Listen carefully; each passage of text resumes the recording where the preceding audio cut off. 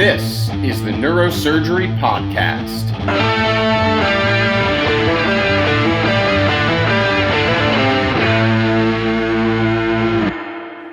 Welcome back to the Neurosurgery Podcast. It is 9/11 of 2025. First off, JP and I want to offer shout out to all men and women in uniform, first responders.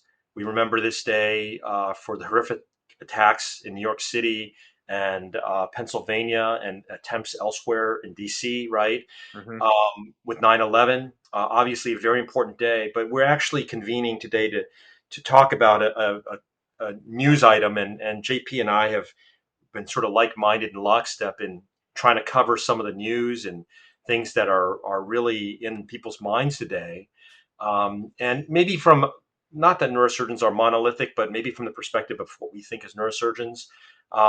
Many of you know yesterday the conservative social media star and commentator Charlie Kirk was shot and killed in Utah at a university at a public event. Some of our listeners probably don't know who Charlie Kirk was.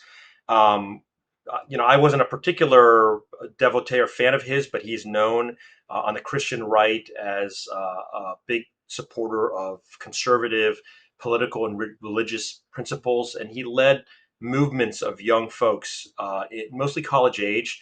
And he himself died, I think, at age of 31, right, JP? 31. Yeah, 31. But he was shot horrifically. And JP and I, in the tradition of covering these types of incidents, like when the Mangione shooting happened and the Trump attempted assassination happened, we had a little discussion on that. I thought, let's talk a little bit about it. And because JP is closer in age to Charlie Kirk, and I'm, one or two generations ahead of that, I don't really understand this trend as well. So I thought maybe JP and I could have a conversation. So JP, um, maybe you could recount some of the events of what happened yesterday for those who have not followed it in the news. Yeah, so similar to you, I was aware of Charlie Kirk, not a particular follower. I didn't follow all of his work on social media, on TV, but I knew who he was. I had seen him as a guest on some other podcasts. He was uh, very wide as well as deep in the amount of work that he would do and the subjects that he would address, political conservative issues as well as religious and Christian conservative issues. And so I had seen him from time to time, making the podcast circuit, as they say. And the way that he kind of established himself and started his process was very grassroots, genuinely. And he started Turning Point USA, which is a PAC, I believe, but also just a conservative organization.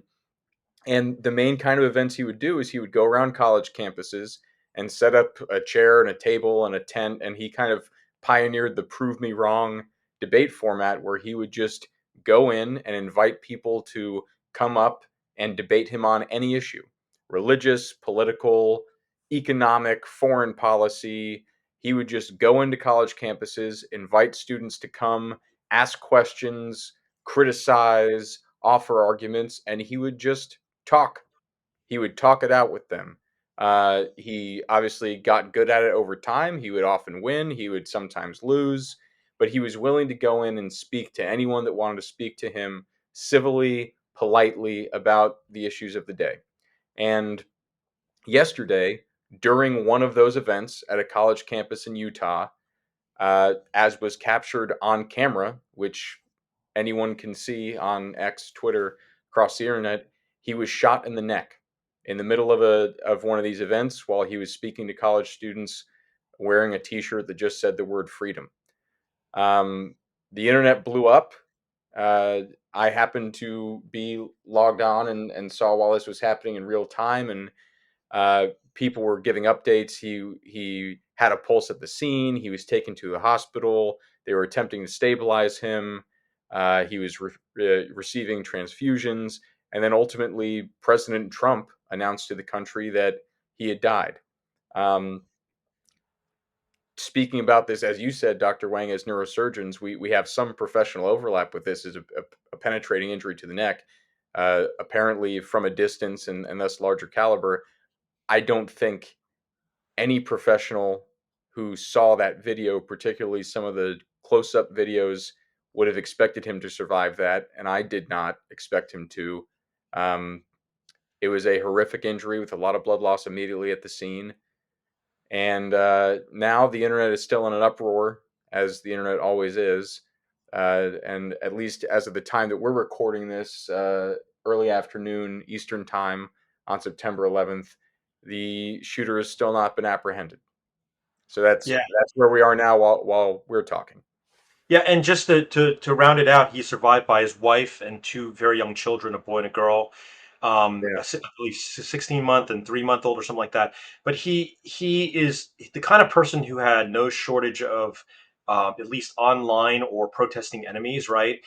He probably, along with Ben Shapiro and Jordan Peterson, are famous on the internet for all the memes about or videos of like so and so owns or destroys yeah, liberals, and he kind of did it live, right? He did it live and invited the invective from the opposing side, so he could joust, um, in a debate style format. And some people hated that, some people loved it.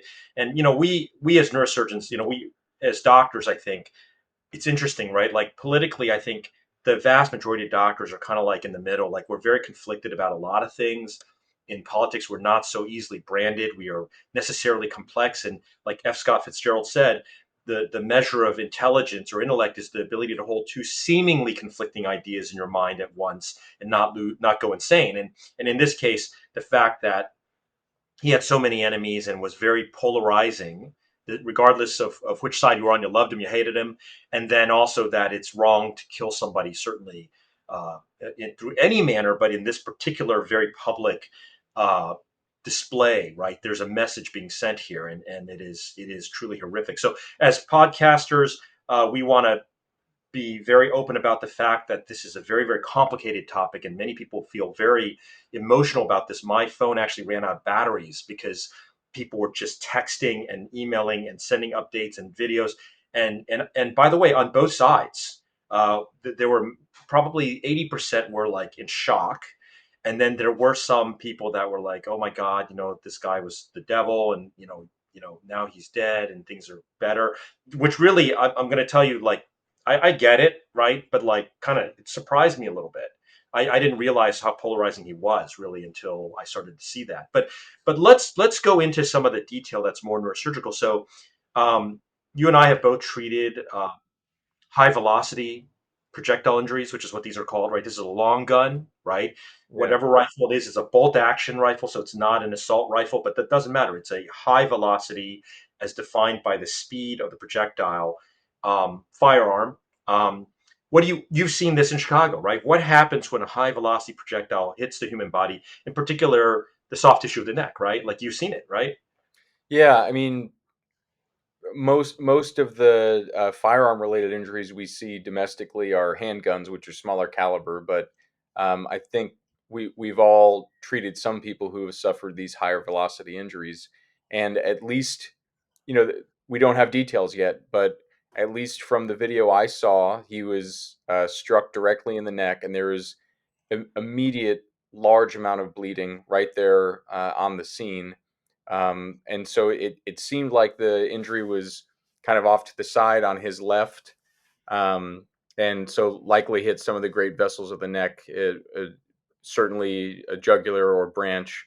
The bleeding I saw seemed venous, but it was incredibly high volume, and a short, sketchy video. So who can really say? But I'm sure in today and the days to come, we'll get more details as they start releasing more information to the public.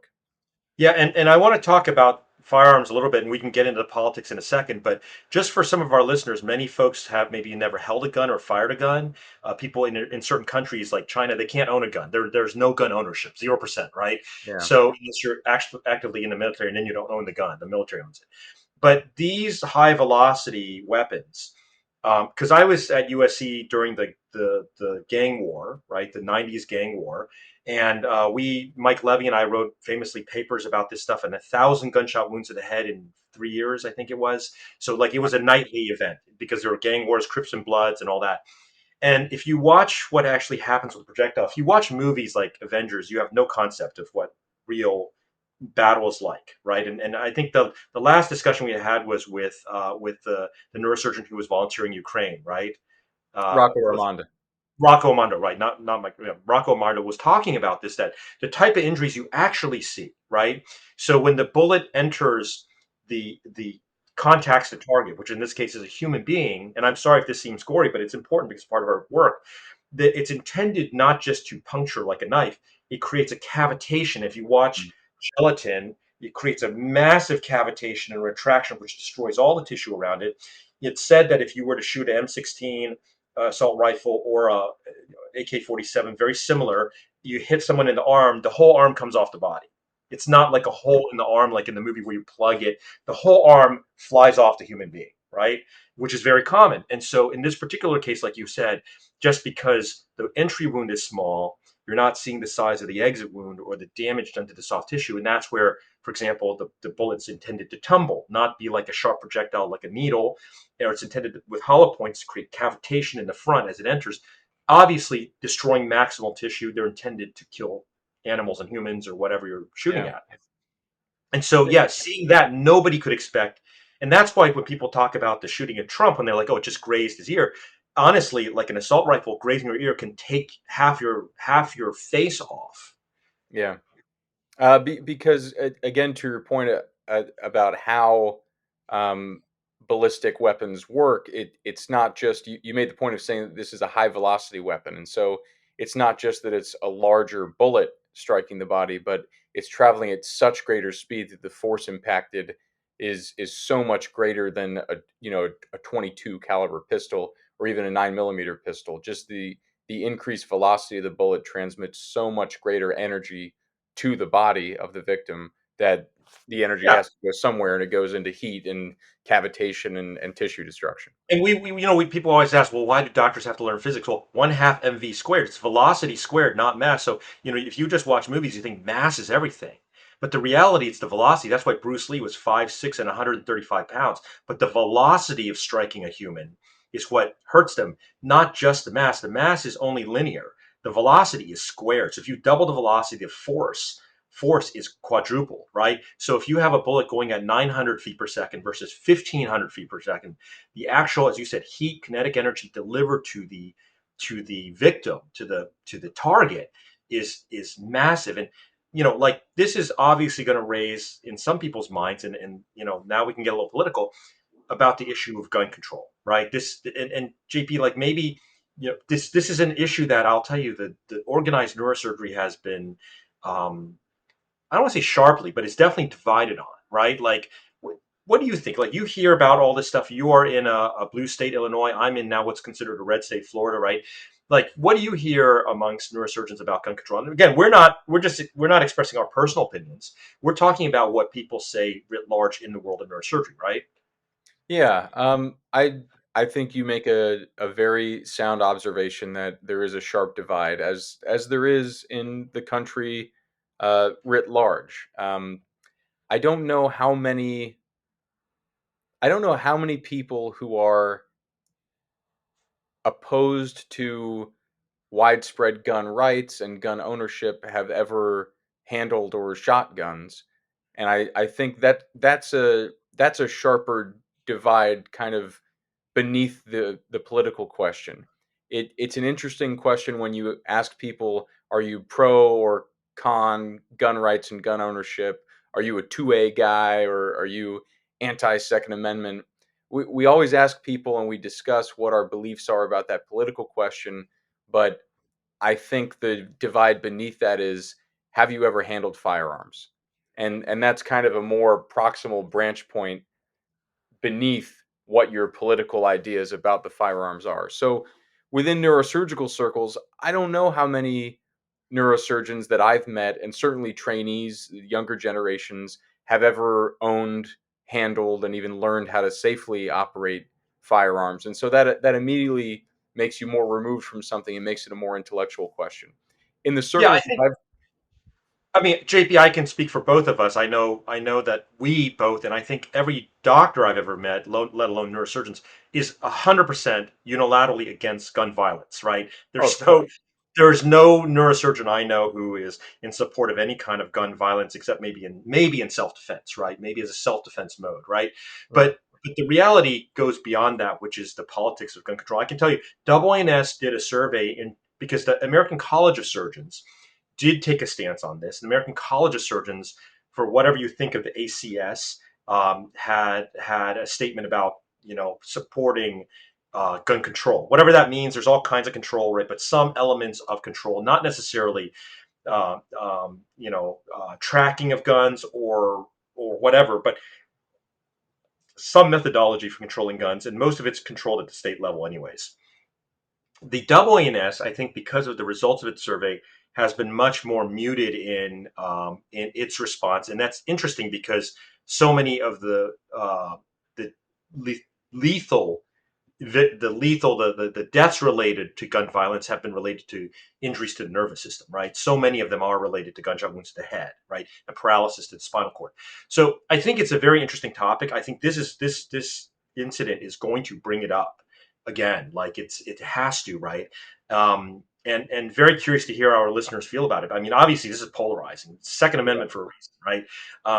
It's a very complicated subject, and I myself am somewhat conflicted on it. In terms of what should be done or should be done. But let's go on to a different area. Like, what do you think is going to happen in the wake of this? Do you think that this is going to be like a death knell to sort of this college conservative movement? Do you think he's going to be martyred? Do you think someone's going to rise up to fill this void? Like, what do you actually think is going to happen? Like, I don't think you and I could have really predicted what would happen with Luigi Mangione. Like, Yeah.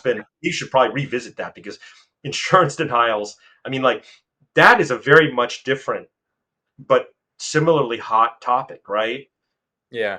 What What's interesting about Charlie Kirk as a victim of assassination and as a target for an assassin is that, and this is already being said time and time again online in the past less than 24 hours, is that of all people on the right, his reputation was one of kindness, willingness to speak, settling disagreements with civil discourse instead of violence. And so, of all people to choose to shoot and to try to silence words with violence, it's the person who tried to build his brand and make his position one of civil discourse and settling disagreements with words. And so I could see it going two ways where one, there could obviously be a chilling effect where people are more afraid to speak out in public, because now instead of just the fear of being canceled or being pilloried or being made fun of on a late night talk show, now there's fear of getting shot. Um, and that would be kind of the simple one step response that you might imagine. But as we often see, perhaps this might instead embolden people of his political ilk, who are true believers, be they religious believers, political conservatives. You could easily see them being lionized by an event like this, as you said, uh, viewing him as a martyr for their cause, and instead saying, no, you know what? Then we need to make our voices even louder, live for his memory, continue to pursue our agenda, and make our voices heard. And you know more about this than me, but wasn't he actually discussing mass shootings as he was being like? Wasn't that the time at which he was shot? I read that. I read that he had just gotten a question about that and was beginning to answer when it happened. And it's hard to imagine that that is more than a coincidence. But the the past few years, it's like Elon keeps saying we're living in the simulation because everything is so crazy and such irony in so many of these horrible events. But yes, I read that he had just got a question about that when it happened. Yeah, I mean, as neurosurgeons, like we have a significant audience. Like, I mean, I tell you what I wish for is like a toning down of all of this, and it's not just rhetoric anymore. We discussed that during the pandemic. I felt like the pandemic, and I'm not a conspiracy theorist, but like if it could have been created by the AI, it would be, because during the pandemic, you really knew a lot about people. Like it was a litmus test. Like, oh, okay, that person can be categorized as a blah blah blah, right? And of Yeah. course, you fill in the adjective and the noun, right? Like anti-vaxxer, right? Or like scaredy cat, mask wearing, germaphobe, right? I mean, it's I'm stereotyping, but you could see very easily on display the behavior for the first time. I think the display, and on social media and in person, like you would be like, oh, okay, now I instantaneously know what that person's kind of about, what makes them tick, what makes them upset. And you saw that play out, and if you were the AI, like keeping track of all humans as they do, I guess in China, right? Like you would have a pretty solid read on every Yeah. person, right?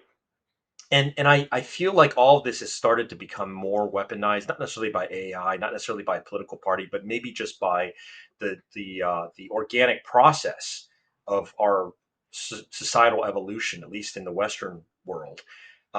What do you think? There's any chance that this will lead to something better, like that people realize that, hey, listen, like even though we don't all agree on things, like we actually don't disagree on most things, Well, even the even the extremists. that's the hope, and it it is funny how life has these events that are, in our everyday personal lives, we experience things that are microcosms of the broader human experience. And then there's a massive tragic event that touches all of our lives that are kind of a Like 9/11. magnitude of what's going on, like 9/11, Like exactly. 9/11. And so it's funny that you mentioned the pandemic and how much the world and our nation changed after that, because it was kind of a confluence of a lot of different trends that, in my opinion, were pushing us uh, in a bad direction socially and culturally.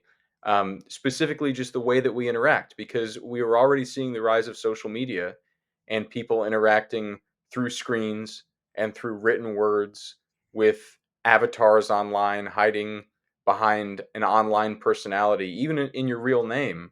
The way that you interact with someone online is different than you interact with another person face to face. And then certainly, if you have an account on Instagram in a false name, or you're just a character online, then you're even further removed from the humanity in the interaction that you have with other people. And so then we already had that change happening to our society that people like Jonathan Haidt have been talking about in a much more educated and professional way than we can. And then you couple that with a pandemic scenario where everyone's locked in their homes, and the only way they can interact is via electronic communication. And then even the small number and the short bursts of face to face interactions we can have, your face is covered by a mask. All this is to say, I think there's just been a growing trend of depersonalization and dehumanization in our interactions in this country and in most of the Western world in the past 5 years, if not starting earlier. And what that comes down to is each of us in our own personal lives are less skilled at interacting with other people.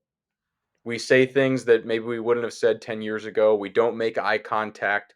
We don't know how to resolve conflicts directly with each other. And in the worst possible case, the macrocosm of it all, someone who goes to a college campus and says, here are some issues. What do you think? Let's talk about it. His words are met with violence, and of course, poetically, for at least the trend I'm talking about, from a distance, right? No direct confrontation, no dialogue, no face-to-face resolution of a disagreement, just words met with violence from far away.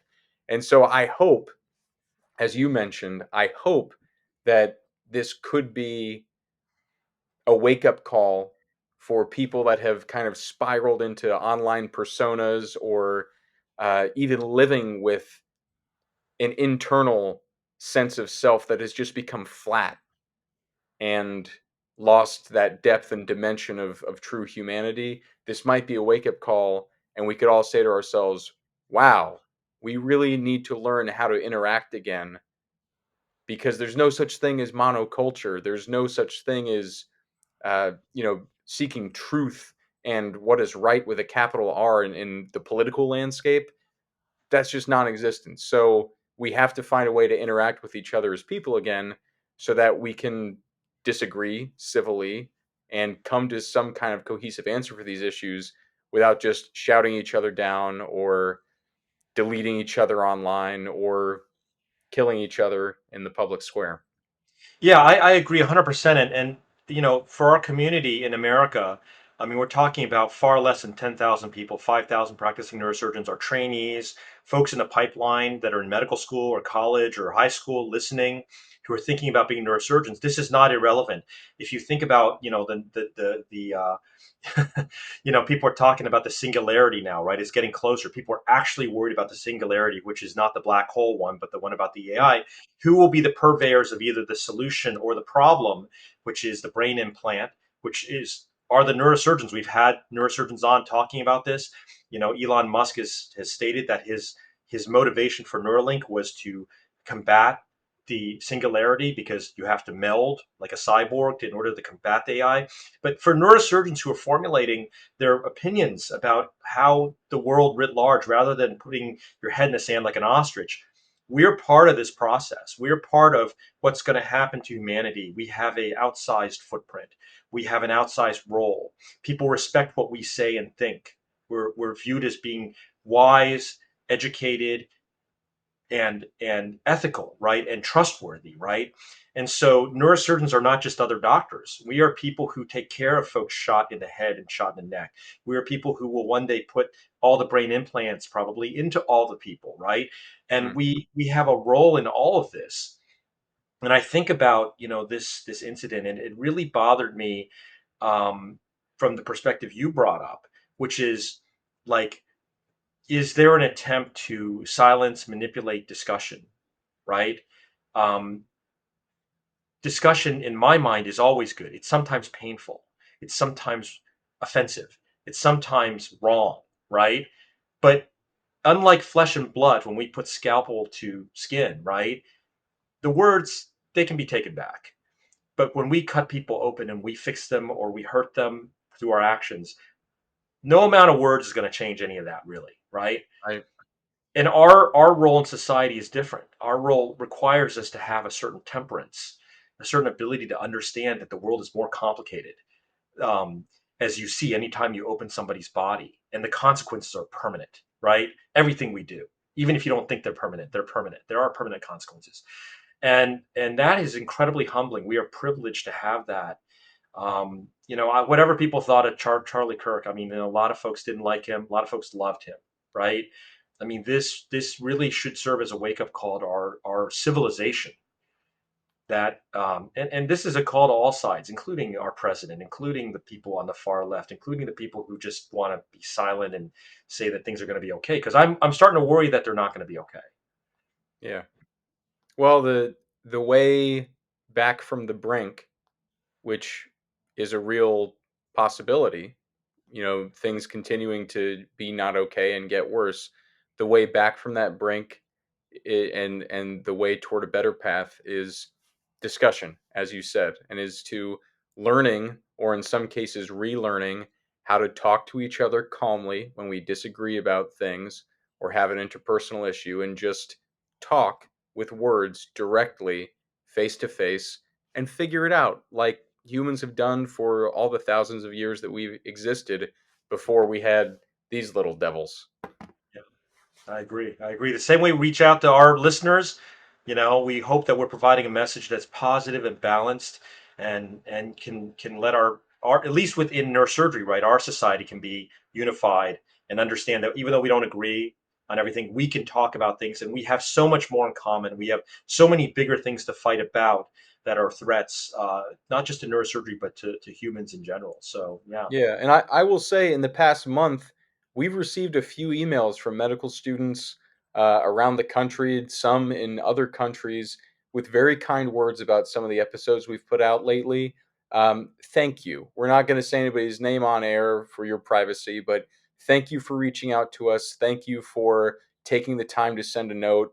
It really means a lot to know that our words are reaching you and that they're ringing true, and they're giving you something positive as you're going through this very difficult professional road at whatever stage that you're at. So anyone listening, please feel free to write us, neurosurgerypodcast@gmail.com. We love hearing from people, and especially if you disagree with anything that we said today or anything we ever say in our episodes. Again, these are just two people with opinions, and we discuss about issues of the day and issues in our field that touch us as professionals. So feel free to write out, and we will talk with you too.